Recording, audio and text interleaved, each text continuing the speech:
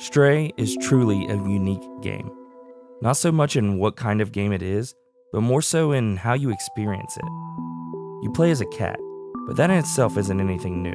What is new is that there's nothing special about the cat. It isn't a mutant cat, it's not a superhero cat, it isn't even a talking cat. It's just a normal cat. But that's okay because 1, being a cat evidently is pretty fun. And 2, the cat is really only a vehicle to experience the story they are trying to tell. And the story is the true main character of this game.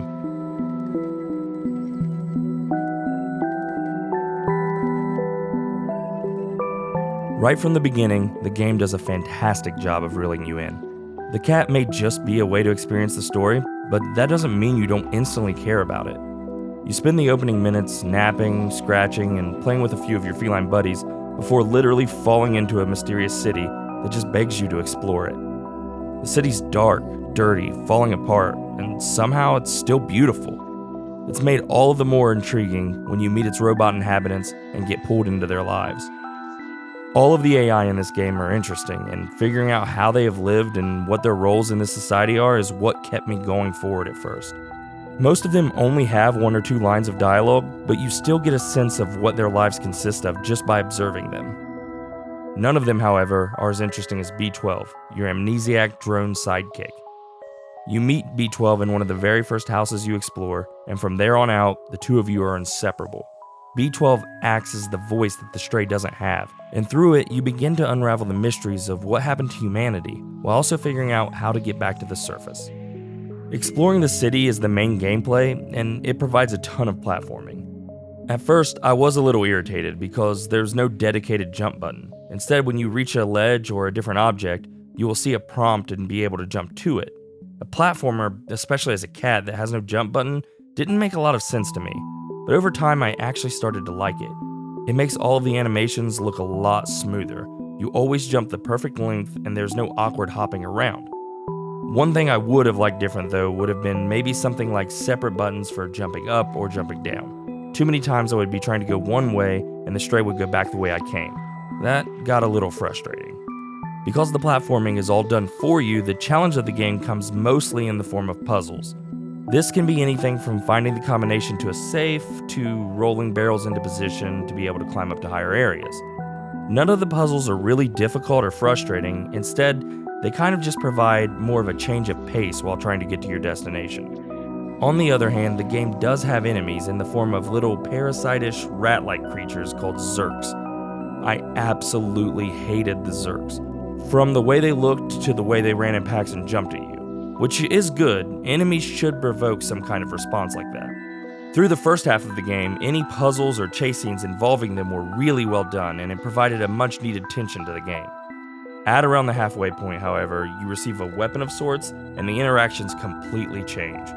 The combat, if you can call it that, is not really fun at all and it's more annoying than anything else.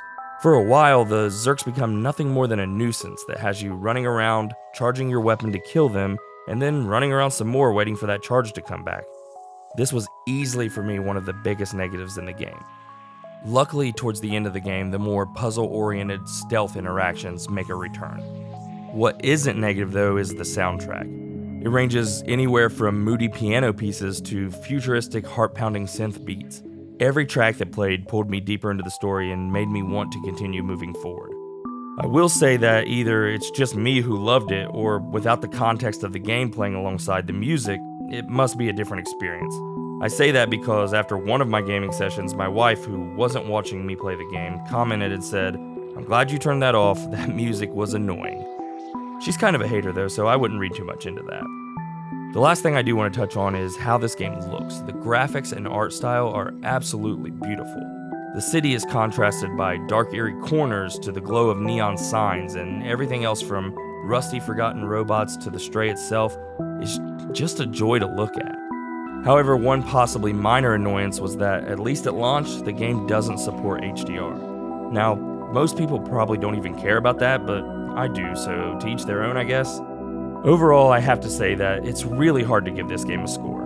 I know almost everything I said about it was positive, but in my head, I feel like the game only deserves a B. I can't understate how much the short combat sections really threw me off, or other small issues like a shaky camera at times or how short the game is with really very little replay value. That being said, a B is still a really good score, and I do give it my stamp of approval. If this looks or sounds like something you would be interested in, then I say go for it because you will enjoy most of this game. As always though, I really appreciate you guys watching the video. Let me know what you thought in the comments down below, and if you did enjoy it, then hit that like button and, consider subscribing if you haven't already. Interacting with you guys and experiencing this channel grow means more to me than you will ever know, and I truly appreciate that. But anyway, I'm Zach with Amateur Game Review. Welcome to the Amateur family, and I'll see you guys in the next video.